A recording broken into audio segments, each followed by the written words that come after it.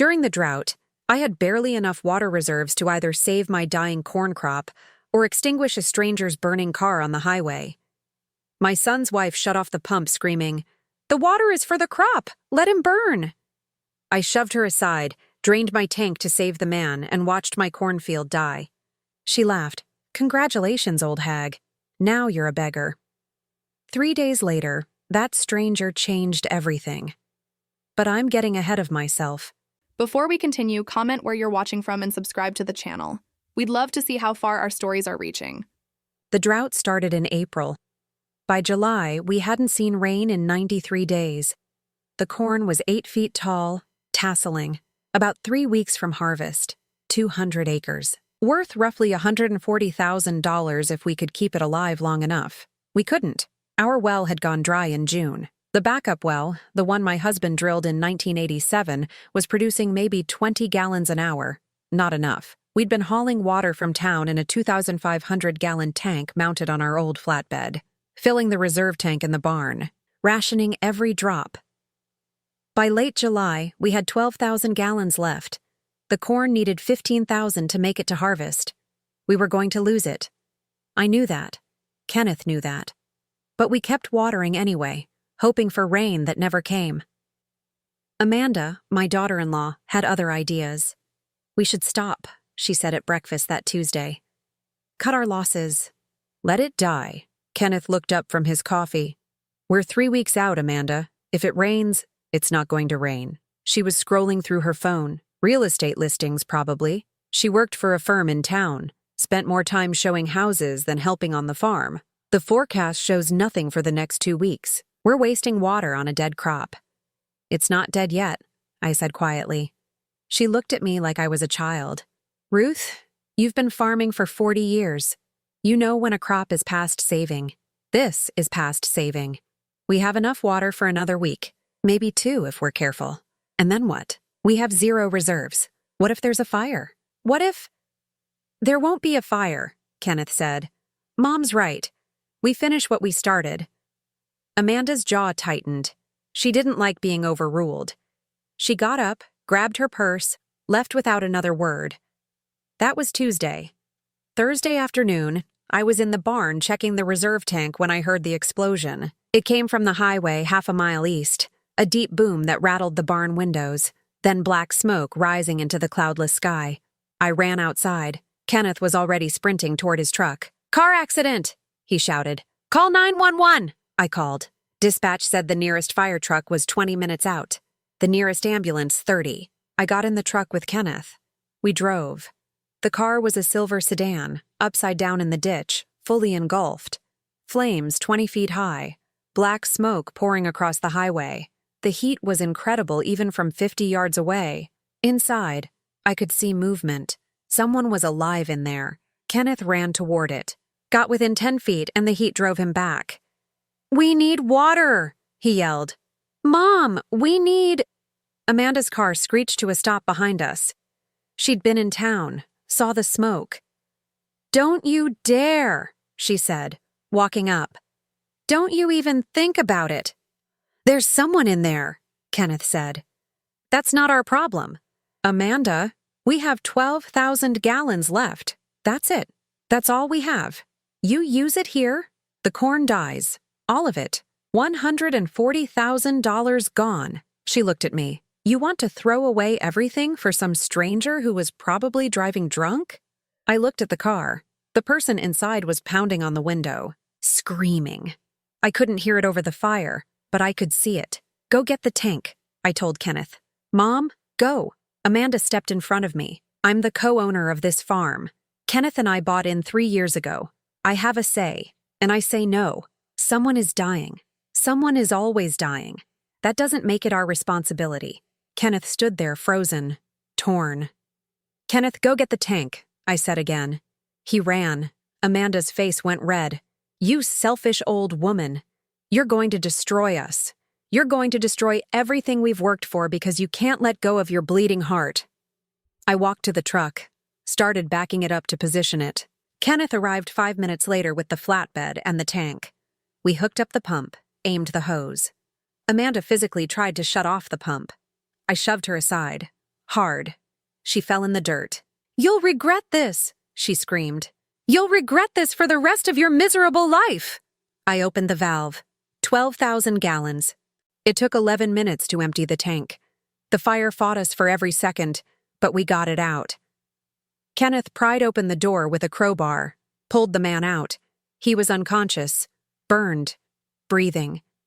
The ambulance arrived 10 minutes later, took him away. We drove home in silence. That evening, I walked out to the cornfield.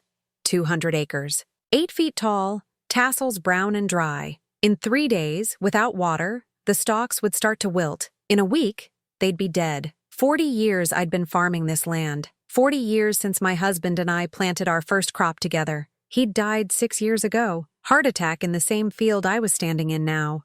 This farm was all I had left of him, and I'd just killed it to save a stranger. Amanda found me there at sunset. "Congratulations," she said. Her voice was poison. "You made your moral choice. I hope it keeps you warm when we lose the farm." "We're not losing the farm. Oh, we're losing it. That crop was our last chance. We're $80,000 in debt, Ruth. The bank note is due in September. We needed that harvest to make the payment." She smiled. "But you don't care about that, do you? You care about feeling righteous. I care about doing the right thing." "The right thing?" She laughed. "You want to know what the right thing is? The right thing is taking care of your family. Not strangers. Not drunk drivers who wrapped their cars around a pole." He wasn't drunk. You don't know that. I know he was dying. And now we're dying instead. Hope that feels good. She turned to leave, then stopped. "Oh, and Ruth, start packing.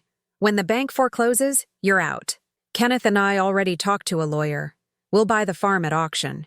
You won't have any claim to it." She walked away. I stood in the field as the sun set, watched the sky turn orange, then purple, then black. The corn rustled in the hot wind, thirsty, dying. I'd made my choice. Now I'd live with it. 3 days later, the corn started to wilt. The stalks bent. The leaves curled. I walked through the rows and felt like I was watching something die that I'd loved. Kenneth wouldn't look at me. He spent all day in town, avoiding the farm, avoiding me. Amanda was triumphant. She'd already started packing my things, put boxes in my room. "Just helping you prepare," she'd said with that same poisonous smile. On the 4th day, a truck pulled up the driveway. Not a truck I recognized. New. Expensive. A man got out. It took me a moment to realize it was him, the stranger from the burning car. He was bandaged, arm in a sling, burns on his neck and hands, but alive. "Mrs. Campbell?" he said. "That's me. I'm Brandon Hayes." He held out his good hand. I shook it. "I wanted to thank you for saving my life. You don't need to thank me." "Yes, I do. They told me what you did, what you gave up." He looked at the dying cornfield. "I'm so sorry. You didn't ask me to do it." "No, but I'm grateful you did." He reached into his truck, pulled out a folder. "I also wanted to give you this." I opened it. Inside were bank statements, account records, wire transfers, my farm account, but the numbers were wrong. Money missing. Lots of money. "What is this?" I asked. "I'm a federal drought relief coordinator," Brandon said. "I was driving through Nebraska inspecting farms for emergency assistance when my car caught fire." He paused. Before the fire, I'd stopped at a bank in town. I was investigating irregularities in agricultural accounts. Fraud, specifically. He pointed to one of the wire transfers. "That's your farm account. Someone's been siphoning money from it for 2 years. Small amounts at first, then larger. About $47,000 total." I stared at the numbers. "Who?" I whispered. He pulled out another document, a signature authorization form. "Amanda Campbell. She has co-owner access," Brandon said. "She's been transferring money to a shell account, using it to buy real estate in her name only. I have records of 3 properties, paid for with money from this farm." My hands started shaking. "There's more," Brandon said quietly. "When my car caught fire, it wasn't an accident. Someone cut my brake line. I have the mechanic's report. It was sabotage." He showed me a photo on his phone. The brake line clearly severed. "I can't prove who did it," he said. But I know I'd been asking questions about your farm account that morning, and I know someone really wanted me to stop asking. I looked toward the house. Amanda's car was in the driveway. Why are you telling me this? I asked. Because you saved my life, and because I don't like watching good people get robbed by bad ones. He handed me the folder. That's your copy. I have the originals. If you want to press charges, I'll testify. If you want to handle it privately, that's your choice. But you deserve to know. He got back in his truck. Mr. Hayes, I called. Why didn't you tell me who you were earlier? At the fire? He smiled sadly. I was unconscious, but if I'd been awake, I would have told you to save your crop. I didn't know then that saving me would save you too. He drove away. I stood in the driveway, holding the folder, understanding finally clicking into place. Amanda hadn't wanted me to save Brandon because she was worried about the corn. She'd wanted him to die because he knew what she'd done. I walked into the house. Amanda was in the kitchen, making lunch. We need to talk, I said. She looked at the folder in my hands. Her face went white. Where did you get that? She asked. From the man I saved. Her expression shifted. Fear to calculation to rage in 3 seconds. You can't prove anything, she said. I have bank records, wire transfers, property deeds, and a federal investigator willing to testify. Kenneth won't believe you. He'll think you're making it up to get back at me for being right about the water. Then we'll let the police sort it out. I reached for my phone. She grabbed my wrist. You call the police. I'll make sure you never see this farm again. I'll have Kenneth testify you're senile, incompetent. I'll get a conservatorship. You'll spend your last years in a nursing home. I pulled my arm away. Try it. I dialed. She ran. I heard her car start, gravel spraying as she tore down the driveway. The police arrived 20 minutes later. I gave them everything.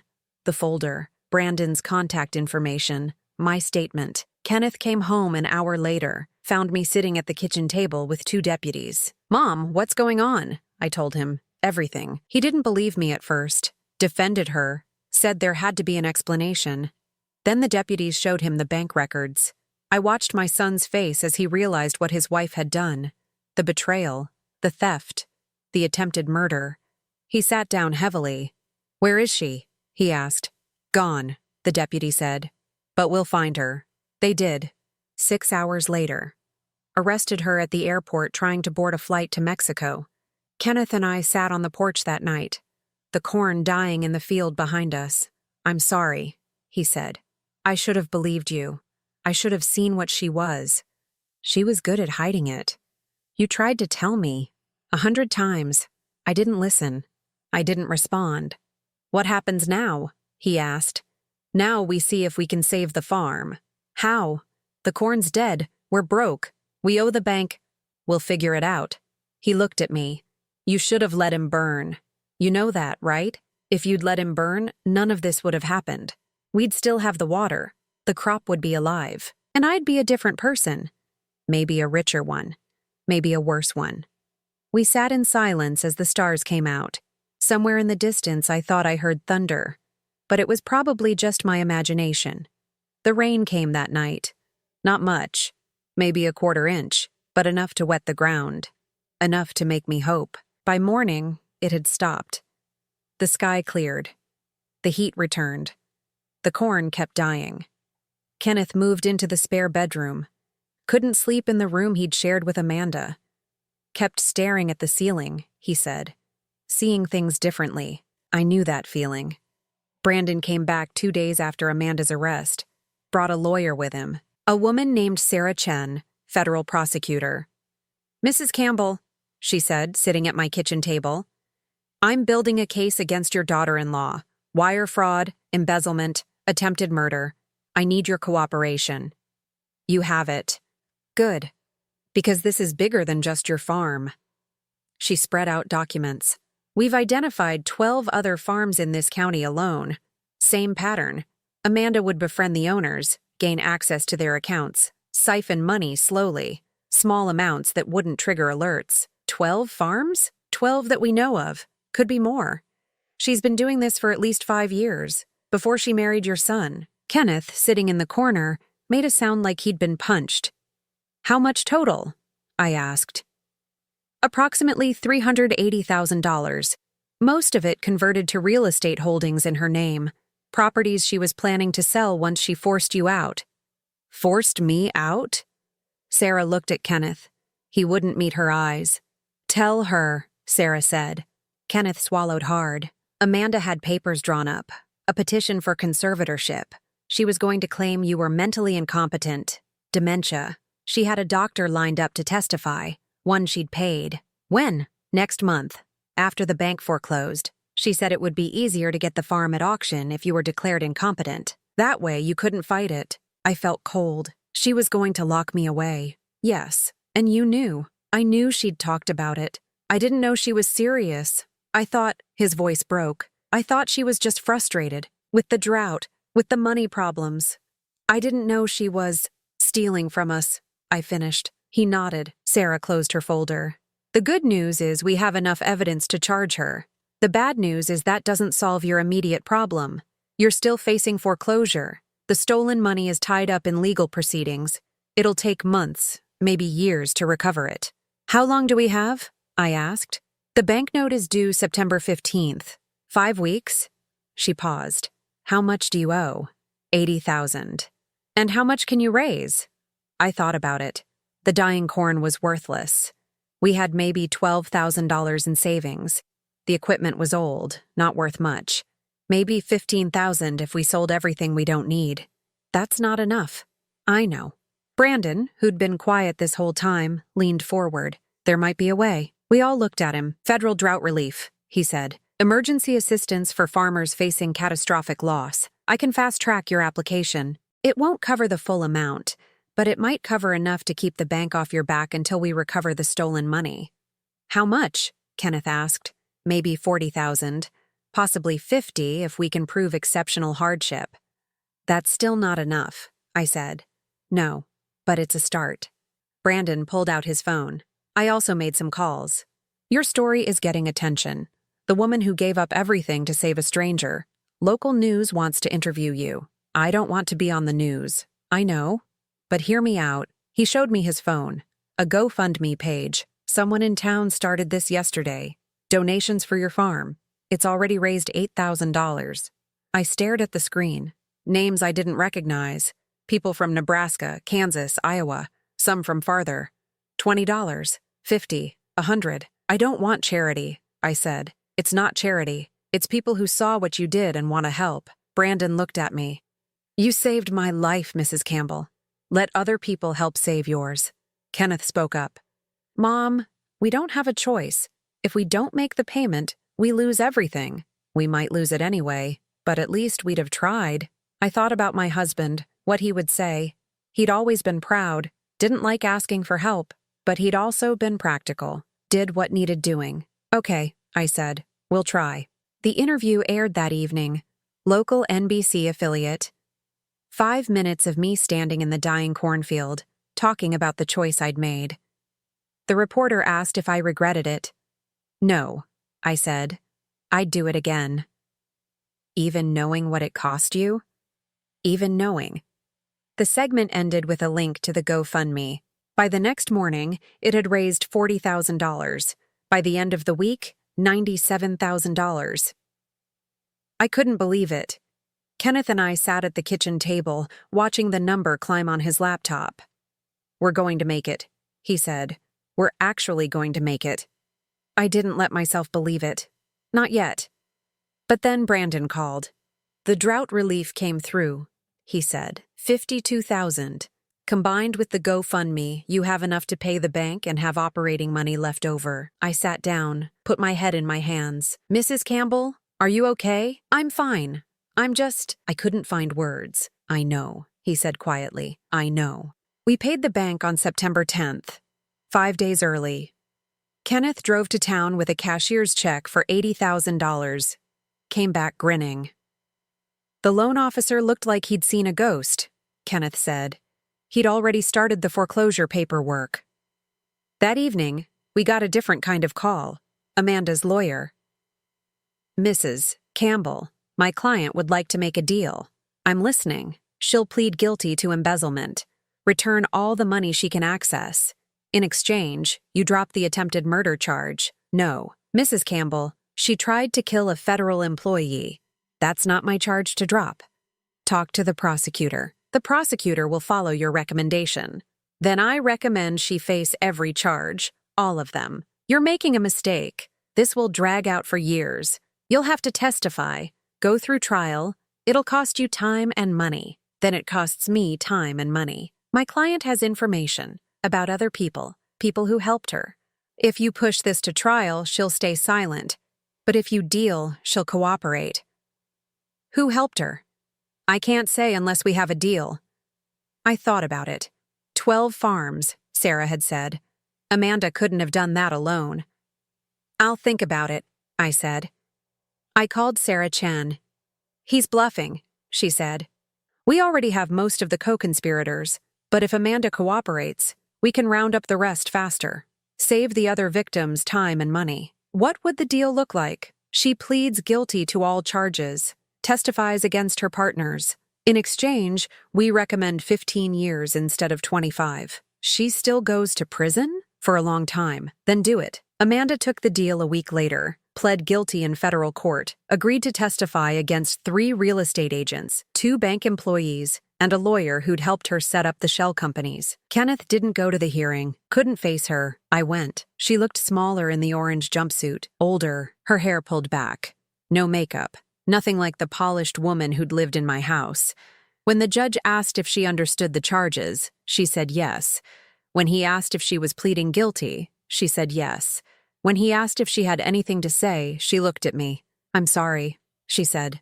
I didn't respond. The bailiff led her away. Outside the courthouse, Kenneth was waiting. How'd it go? He asked. She pled guilty. 15 years. He nodded. Didn't say anything. We drove home in silence. That night, sitting on the porch, he finally spoke. I loved her, he said. I know that's stupid, after everything she did. But I did. I know. Did you ever like her? I thought about that. No, but I tried to, for your sake. You tried to warn me about who she was. You wouldn't have listened. No, I wouldn't have. He looked at the field. The corn was completely dead now, brown stalks rattling in the wind. We need to plow it under. Plant winter wheat, maybe. See if we can salvage something from this year. We will. How are you so sure?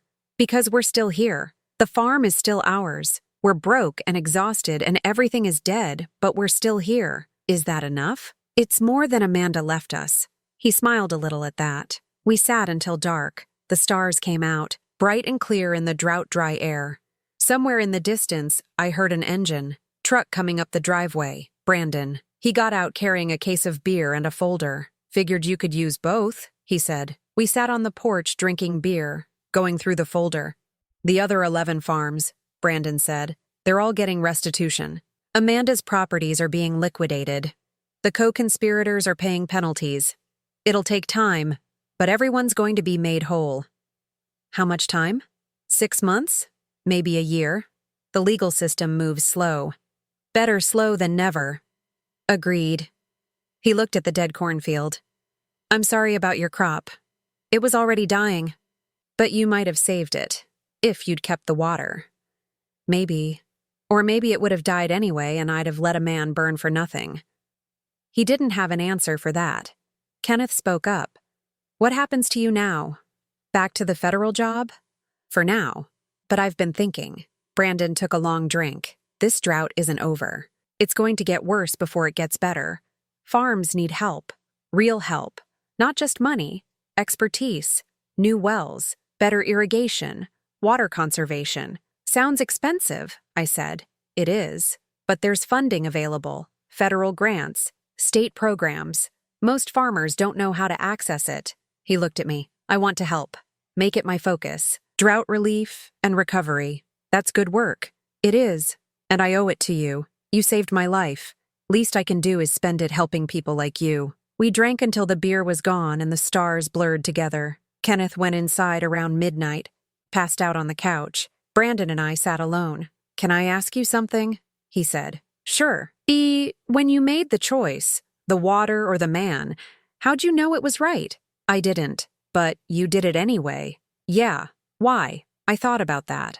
About my husband. About the farm. About 40 years of choices, some good, some bad, all of them shaping who I'd become, because I'd rather lose everything doing the right thing than keep everything doing the wrong one. He nodded slowly. I think I understand. Good. Because I'm not sure I do. He laughed at that. We sat in comfortable silence until he stood to leave. Thank you, he said. For everything. I should be thanking you. We can both say thank you. Not a competition. He drove away. I sat on the porch alone. Thought about Amanda in prison. Kenneth asleep inside. The farm saved but broken. And I realized something. I wasn't angry anymore. Just tired. And maybe finally a little bit hopeful. The good news, we'd saved the farm. The bad news, we had no crop, no income, and winter was coming. Kenneth and I spent the next 2 weeks plowing under the dead corn. 200 acres of brown stalks, all of it worthless. We worked from dawn to dark, barely speaking. Just the sound of the tractor and the smell of dry earth. At night, I'd sit at the kitchen table with a calculator and our bills, trying to make numbers work that wouldn't work. The GoFundMe money was gone, paid to the bank. The drought relief covered the immediate debt, but we still needed operating capital, seed for next year, diesel, repairs, insurance. I had maybe $8,000 left, not enough. Kenneth had even less. We could sell some equipment, he said one evening. What equipment? The tractor's 20 years old. The combine's broken. Nobody wants what we have. Then we sell land. No. Mom. I said no. We sell land. We shrink. We shrink. We die. Your father and I learned that in the 80s. Never sell land. Then what do we do? I didn't have an answer. The phone rang. I let it go to voicemail. Probably another bill collector. But it wasn't. It was Jessica. My daughter. I hadn't talked to her in 6 months. She lived in Denver, worked for a tech company, made good money. We'd grown apart over the years. Her life was cities and startups. Mine was dirt and drought, but she'd seen the news. Mom, her message said. I saw what happened. With Amanda. With the fire. Why didn't you call me? I called her back. Because there was nothing you could do, I said. I could have helped. I could have. You have your own life, Jess. You're my mother. The farm is my home. Was your home. You haven't been back in 3 years. Silence on the other end. That's not fair, she said finally. It's true. I've been busy. Work is. I know, I'm not blaming you. I'm just saying you have your life. I have mine. And Kenneth? He has his? Kenneth's here. He's helping. Is he, or is he hiding? I looked at Kenneth on the couch, staring at nothing. He's doing his best, I said. That's not an answer. It's the only one I have. Jessica was quiet for a moment. I'm coming home. You don't need to. I'm not asking. I'm coming. I land Friday. She hung up. Kenneth looked over. Jessica's coming? Apparently. When's the last time she was here? Your wedding. That was 5 years ago. I know. He went back to staring at nothing. Friday came. Jessica arrived in a rental car. Expensive, sleek, looked wrong in our driveway. She hugged me tight, too tight. You look thin, she said. It's been a hard summer. I can see that. She hugged Kenneth next. He tolerated it. We sat at the kitchen table. I made coffee. We talked carefully around the things that mattered. Then Jessica opened her laptop. I did some research, she said. Sustainable farming, drought-resistant crops. There are grants available, state programs, federal funding for transitioning to regenerative agriculture. I've been farming for 40 years, Jess. I know what I'm doing. I'm not saying you don't. I'm saying there are new approaches, better ones, better than what's worked for 4 decades, better than what's dying in your field right now. That stung. Kenneth leaned forward. What kind of grants? Jessica pulled up documents. USDA Environmental Quality Incentives Program. They fund cover crops, no-till farming, water conservation, up to $75,000 per farm. We can't get that, I said. Why not? Because we're not set up for it. We'd have to change everything. Equipment, methods, crops. So change. I'm 68 years old. I don't have time to learn a whole new way of farming. Then teach Kenneth. He's 42. He has time. Kenneth and I looked at each other.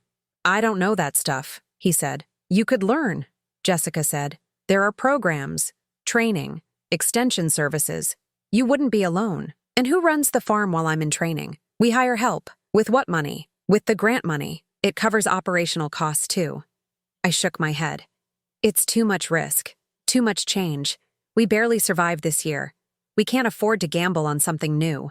Jessica closed her laptop. Then what's your plan? Keep doing what you've been doing? Hope it rains? We've had droughts before. They end. This one isn't ending, Mom. The climate is changing. The old ways don't work anymore. They worked for your grandfather, your father, me, and now they're not working.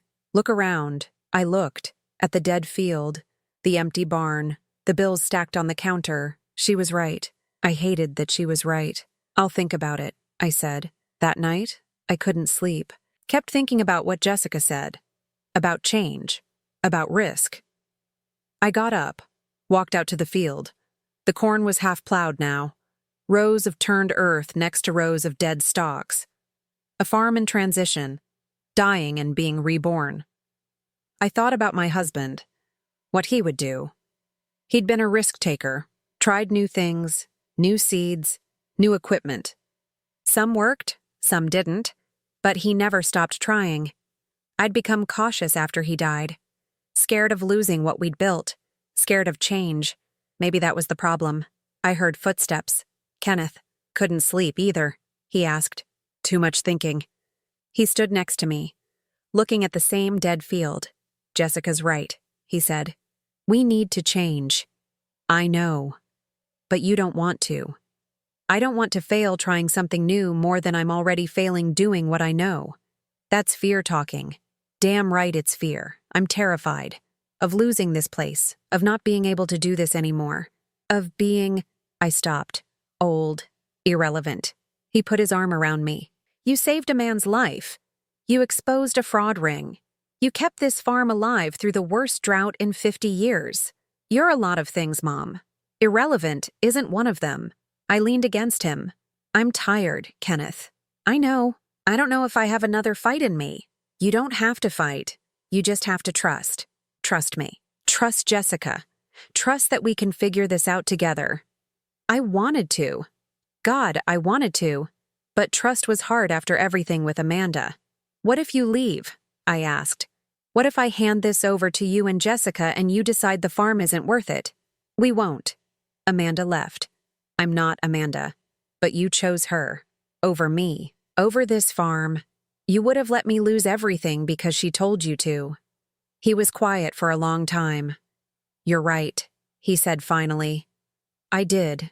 And I'm sorry. I'm so fucking sorry, Mom. I don't know how to make that right. I don't either. But I'm here now, and I'm not leaving.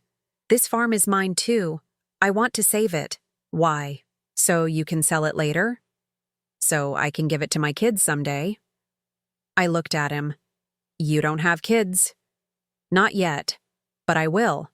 And when I do, I want to tell them about their grandmother, the woman who saved a stranger, who risked everything for what was right, who built something worth keeping. His voice cracked.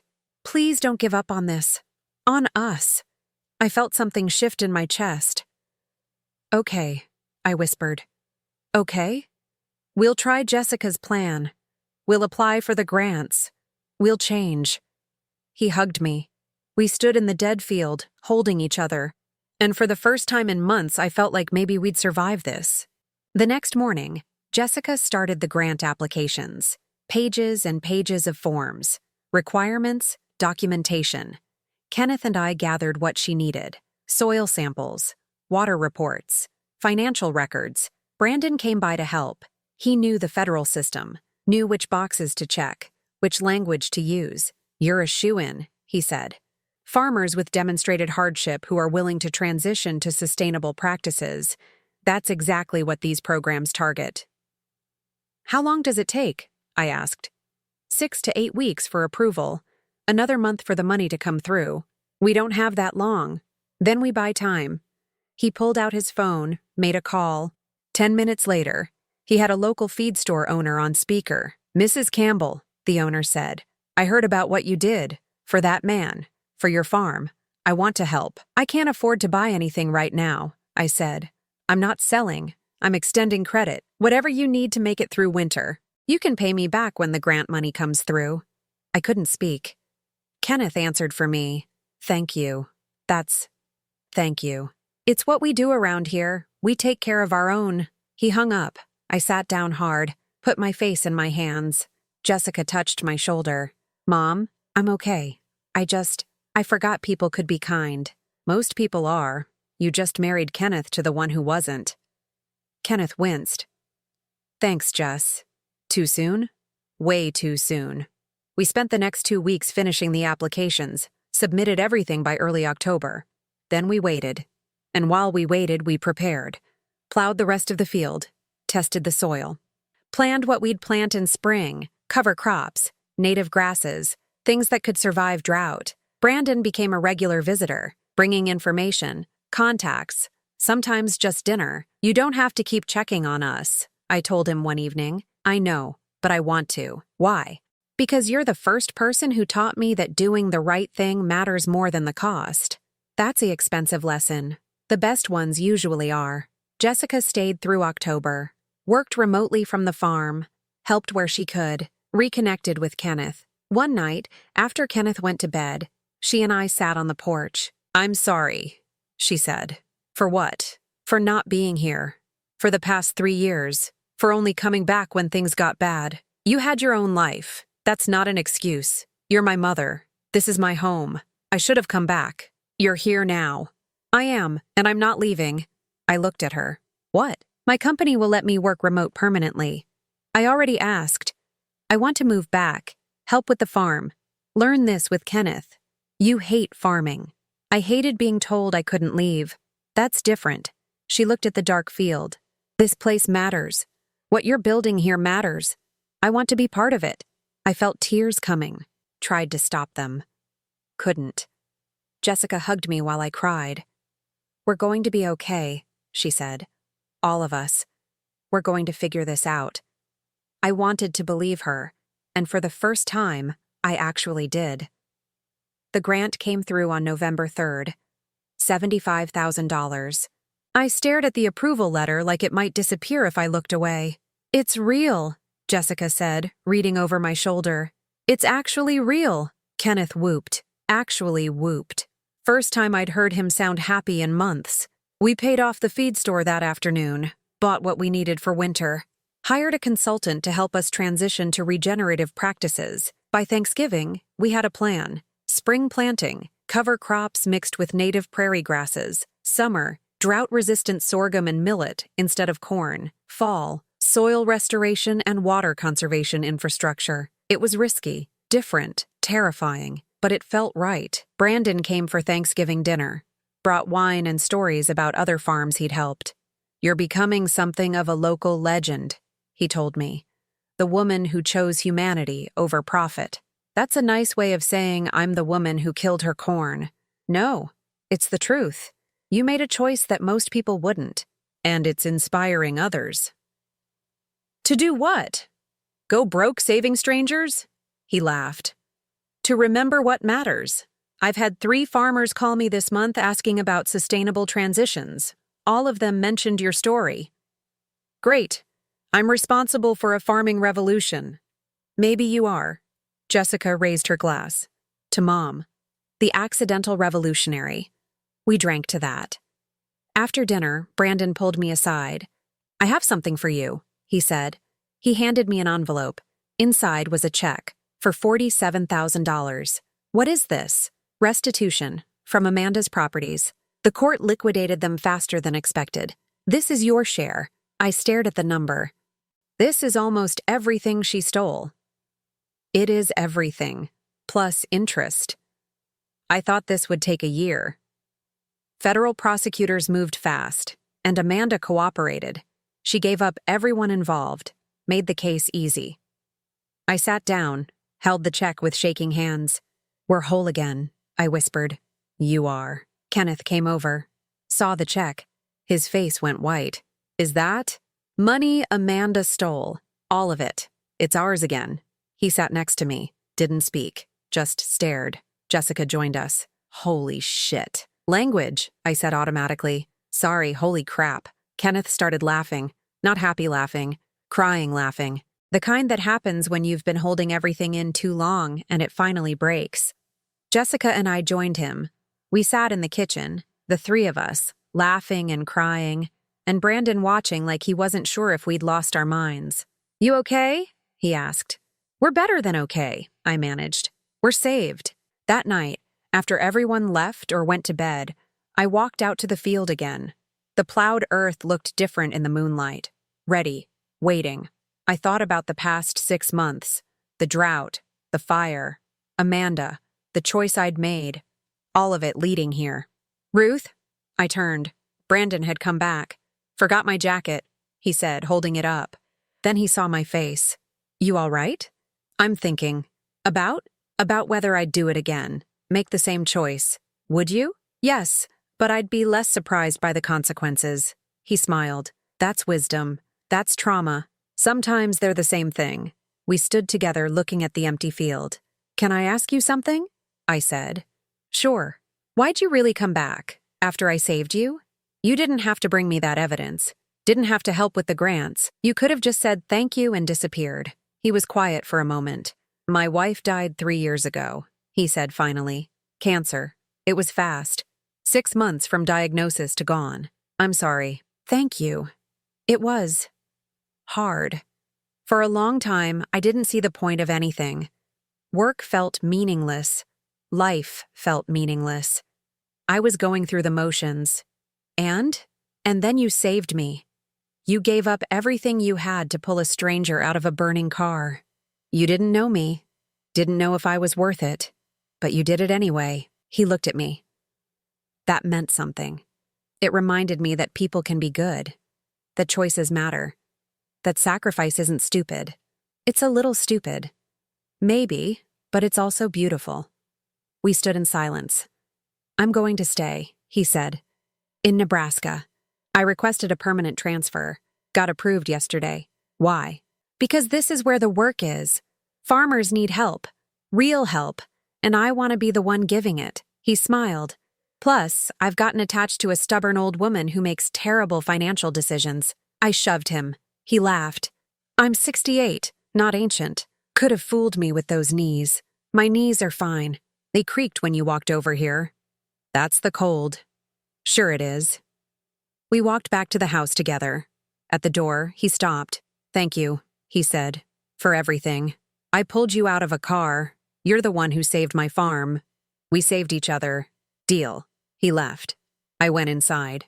Found Kenneth still awake, sitting at the table with the restitution check. We should frame this, he said. Or deposit it. Or both. I sat next to him. You scared me, he said quietly. When you used the water, I thought you'd destroyed us. I thought I had too. But you did it anyway. Yes. Why? I thought about how to answer that. About moral philosophy and human decency and all the complicated reasons we make choices. But the truth was simpler. Because I couldn't live with letting him die. Even if it meant losing the farm, even then. He nodded slowly. I don't know if I could have done that. You weren't ready. Maybe you are now. Maybe. We sat in comfortable silence. I'm sorry, he said again. For Amanda. For not seeing what she was. I know. You've said sorry. I've heard it. Have you forgiven me? I looked at him, really looked. At the son who'd been manipulated. Who'd made mistakes. Who was trying. I'm working on it. That's fair. Ask me again in a year? I will. December came. Then January. The farm slept under thin snow. We spent the winter planning, learning. Brandon brought experts, soil scientists, water engineers, people who understood the new way of farming. Jessica absorbed it all, took notes, asked questions, became our resident expert. Kenneth worked harder than I'd ever seen him work. Up at dawn, reading until midnight, determined to understand. I mostly watched, learned what I could, let them lead. It felt strange, letting go, trusting them, but also right. By February, we had a complete plan. Equipment ordered, seed selected, timeline mapped out. We were ready. On the 1st of March, we planted our first cover crop, winter rye mixed with clover. Not for harvest, for the soil. To rebuild what 40 years of conventional farming had depleted. I stood at the edge of the field, watching Kenneth and Jessica work. Brandon came up beside me. "How's it feel?" he asked. "Terrifying, but good?" "Yeah, good." We watched in silence. "You changed my life," he said. "I hope you know that." "You changed mine too." "Even trade?" "Even trade." The rye grew fast. By April, the field was green again, not corn, but alive. And that was enough. Amanda's trial was scheduled for May. Federal court, wire fraud, embezzlement, 12 counts. She'd pled guilty, but the sentencing required victims to testify about impact. Sarah Chen called in April. "Mrs. Campbell, we need you at the hearing. You and Kenneth both. Do we have to?" "No, but it helps. The judge needs to understand the harm done. Your testimony could mean the difference between 10 years and 15. What if I want her to get 20? The plea deal caps it at 15, but I'll push for the max if you testify. I'll be there." Kenneth was less sure. "I don't know if I can face her," he said. "You don't have to. But you want me to. I want you to do what you need to do. If that's testifying, fine. If it's staying home, also fine." He thought about it for days. Finally, "I'll go. She needs to hear what she did. From me." The hearing was May 15th. We drove to Omaha the night before, stayed in a cheap hotel, barely slept. The courthouse was massive, federal building, all marble and flags. We met Sarah in the hallway outside the courtroom. "She's already inside," Sarah said. "With her lawyer. She looks different." "How?" "Smaller."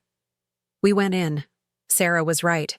Amanda sat at the defense table in an orange jumpsuit, hair pulled back, no makeup, nothing like the woman who'd lived in my house. She didn't look at us. The judge entered. We stood, sat. The bailiff read the charges. 12 counts of wire fraud, 4 counts of embezzlement, 1 count of attempted murder. All guilty. The judge looked at Sarah. "Does the prosecution wish to present victim impact statements?" "We do, Your Honor." Sarah called me first. I walked to the witness stand, took the oath, sat. Sarah asked simple questions. What did Amanda do? How did it affect you? What was the financial impact? I answered honestly. The stolen money, the failed crop, the near foreclosure. And how did this affect you personally, Mrs. Campbell? It almost destroyed my family, my farm, everything my husband and I built over 40 years. And what do you want to say to the defendant?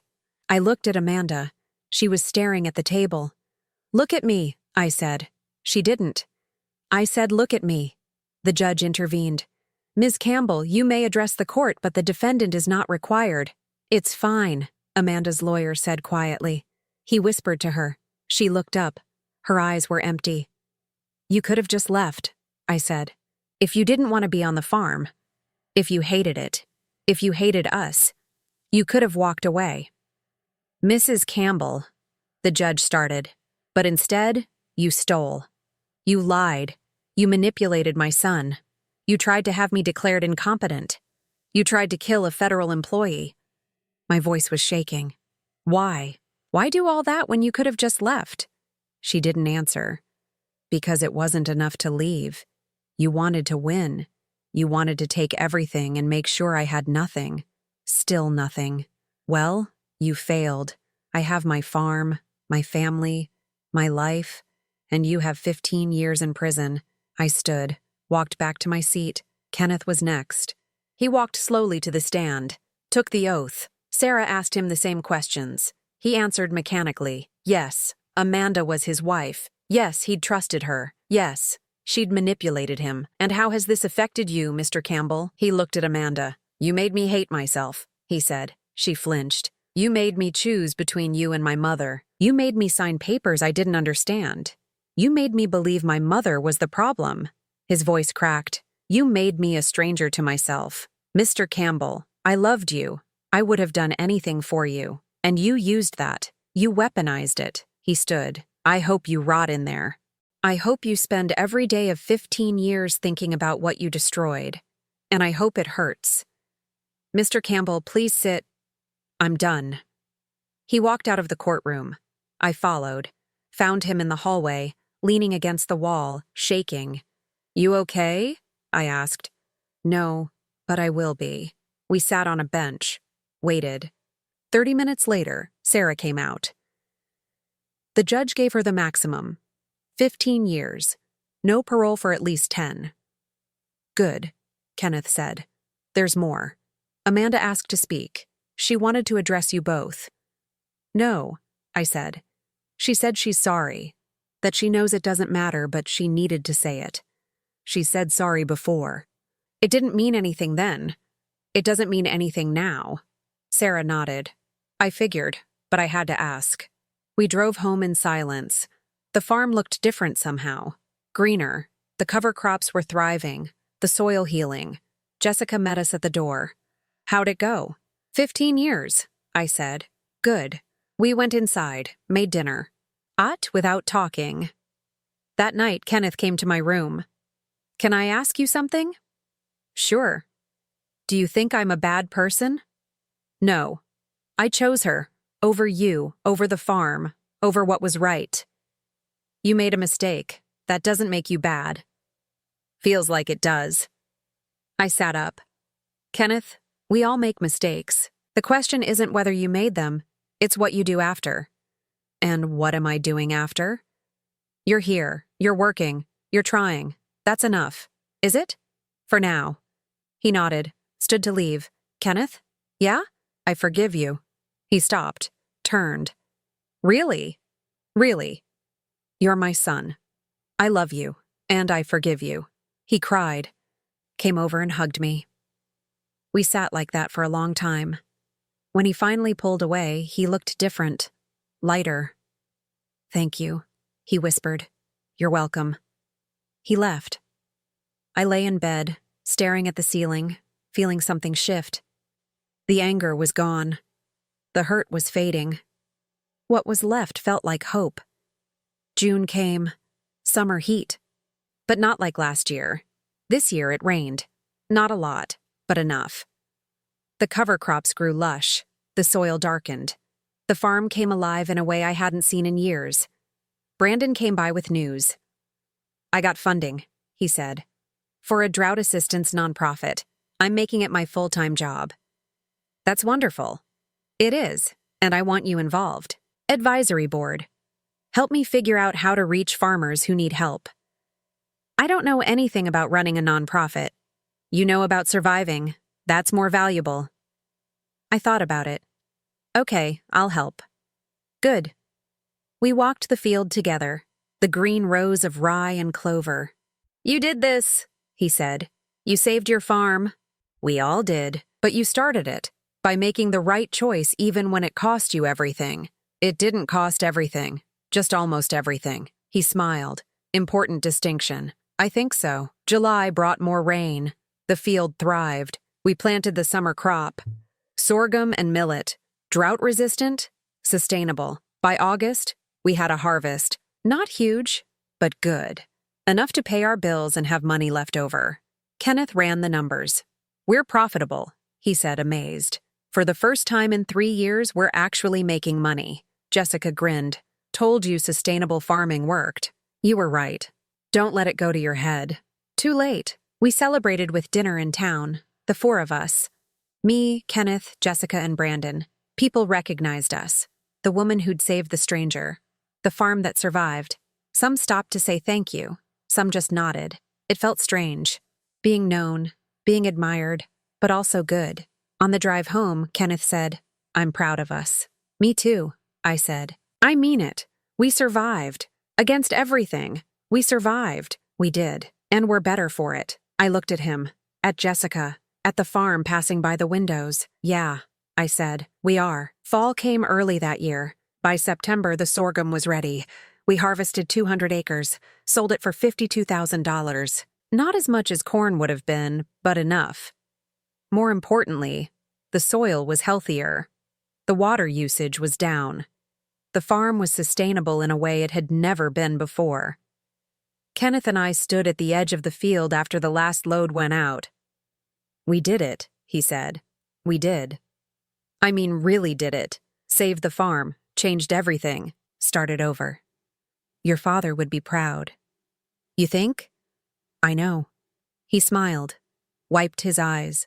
That evening, Brandon came by with champagne. To survival, he said, popping the cork. We drank on the porch as the sun set.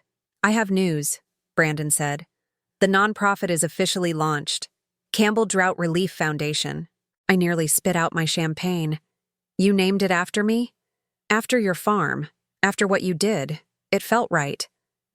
That's too much. It's exactly right. You're the inspiration. Might as well be the name. Jessica raised her glass. To the Campbell Drought Relief Foundation. May it help as many people as Mom's story inspired. We drank to that. There's more, Brandon said. I've been invited to speak at a national farming conference about sustainable drought response. They want me to bring a farmer who's successfully transitioned. I want to bring you. No, Ruth.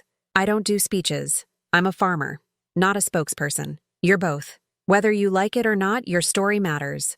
People need to hear it. Then you tell it. It's better coming from you. I shook my head. Kenneth spoke up. I'll do it. We all looked at him. You? I said. Yeah, I've been through the transition. I can talk about what it's like, what we learned, what worked. Brandon nodded slowly. That could work. Then it's settled. Kenneth goes. I stay here. Kenneth grinned, terrified to speak publicly, but sure, I'll do it. The conference was in Denver, late October. Kenneth flew out with Brandon. Jessica and I stayed to manage the farm. It felt strange, just the two of us. We hadn't been alone together in years. We worked side by side, checking irrigation, prepping for winter, planning next year's crop. One evening, sitting on the porch, Jessica said, I'm glad I came back. Me too. I mean it. I thought I'd left this all behind, made a new life, but being here, working with you and Kenneth, it feels right. You don't miss Denver? Sometimes, but I can always visit. This is home. It is. We sat in comfortable silence. Can I ask you something? Jessica said. Sure. Do you regret it? Using the water to save Brandon? No. Not even a little? Knowing what it cost? I know what it cost. I also know what I gained. What? My family back. My farm saved. A reminder of who I am. She thought about that. That's a good trade. I think so. Kenneth called that night. The speech had gone well. People were interested. Lots of questions. Brandon wants me to do more, he said. Speak at other conferences. Help with the nonprofit. I think I might be good at this. You are good at it. Really? Really. You found your thing. Farming wasn't my thing. Farming was Dad's thing. Mine. This is yours. Silence on the other end. Thanks, Mom, he said quietly. You're welcome. November brought the first snow. Light. Pretty. The farm looked peaceful under white. I walked the field one last time before winter locked us in. The soil was dark and rich, ready for spring. The cover crops would come back. The cycle would continue. I thought about the past year. The drought, the fire, Amanda, the choice, all of it leading here. To a farm saved, a family rebuilt, a future possible. I heard a truck. Brandon. He got out carrying a folder. Got something for you, he said. Inside were newspaper clippings, articles about our farm, about sustainable drought response, about the woman who'd sacrificed her crop to save a stranger. One headline, Nebraska farmer's moral choice sparks agricultural revolution. That's overdoing it, I said. Maybe, but also true. 12 farms in this county have transitioned to sustainable practices because of you. 43 in the state. The foundation has applications from 6 states.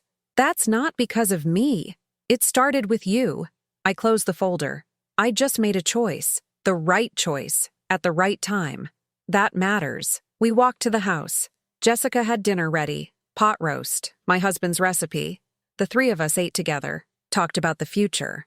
The foundation. The farm. Kenneth's new career. It felt good. Like family. After dinner, Brandon pulled out his phone. One more thing, he said. He showed me a video. It was Kenneth, at the conference, speaking to hundreds of people. And my mother taught me that the right thing is rarely the easy thing. She drained our entire water reserve to save my life.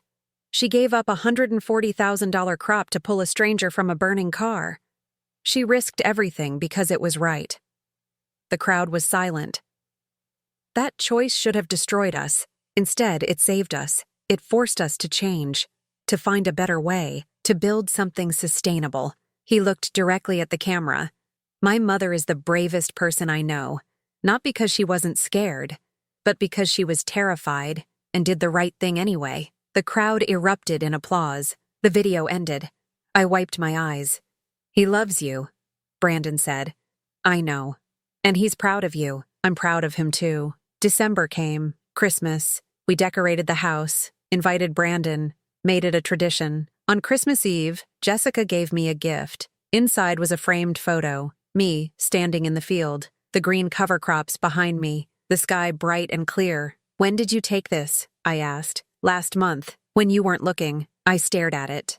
I looked old, weathered, tired, but also strong. "I love it," I said. "Good, because that's who you are. That woman right there, the one who survived." New Year's came. We stood on the porch watching fireworks in town, tiny lights in the distance. "What's your resolution?" Jessica asked. "Don't have one. Come on. Everyone has one." I thought about it. "To keep going," I said finally. "To keep farming, keep changing, keep trying. That's a good one. What's yours?" "Same as yours. Keep going." We clinked glasses. Kenneth called at midnight, from Denver. He'd been invited to stay, work with the foundation full-time. "I think I'm going to do it," he said. "If that's okay." "It's more than okay. It's perfect." "You sure?" "I'm sure. This farm will be here. You need to be where you're needed most." "Thanks, Mom. You're welcome. I love you." "I love you too." January brought planning.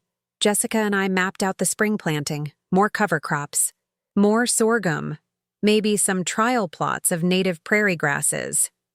Brandon came by weekly, sometimes for business, sometimes just to visit. One evening, sitting on the porch, he said, "Can I ask you something?" "Sure." "Do you ever think about what would have happened if you'd kept the water? Saved the crop?" "Sometimes." "And?" "And I think I'd have a bank account instead of a family. Money instead of meaning." "You really believe that?" "I do. The drought broke me open, showed me what mattered. If I'd saved the crop, I'd still be the same scared woman hoarding water and pushing people away. And now I'm different, scared still, but willing to risk it." He smiled. "That's brave. That's survival." February came, then March. Time to plant. Kenneth flew home to help. Jessica managed the equipment. I supervised. We worked together, a team. The seeds went in the ground. We watered carefully, watched the weather. And it rained. Not a drought this year, just normal Nebraska spring. Wet, muddy, beautiful. The crops came up green and strong. By April, the field looked like a painting. Green rose against brown earth, life from death. I stood at the edge, watching it grow, and felt something I hadn't felt in years, peace. Brandon found me there. "Beautiful, isn't it?" he said. "It is. You did this. We did this. Fair." He paused. "I have something to tell you." "What?" "I'm seeing someone. A woman from town. A teacher. I think it might be serious." I smiled. "That's wonderful. I wanted you to know. You're important to me. If this gets serious, I want you to meet her. I'd like that." He hugged me. "Thank you. For everything." "You're welcome." He left. I stayed in the field until sunset. Thought about the past 2 years. The drought. The fire. The choice. The man I'd saved. The farm I'd almost lost. The family I'd rebuilt. All of it connected. All of it necessary. I heard footsteps. "Jessica. You okay?" she asked. "I'm perfect." "You never say perfect." "I know, but today I mean it." We stood together, mother and daughter, watching the farm grow. "What are you thinking about?" she asked. "About how close I came to losing all this, and how grateful I am that I didn't." "Me too." The sun set, the sky turned orange, the field glowed, and I knew, standing there, that I'd made the right choice. Not because it was easy, not because it made sense, but because it was right. And in the end, That was all that mattered. I'd saved a stranger, and he'd saved me right back.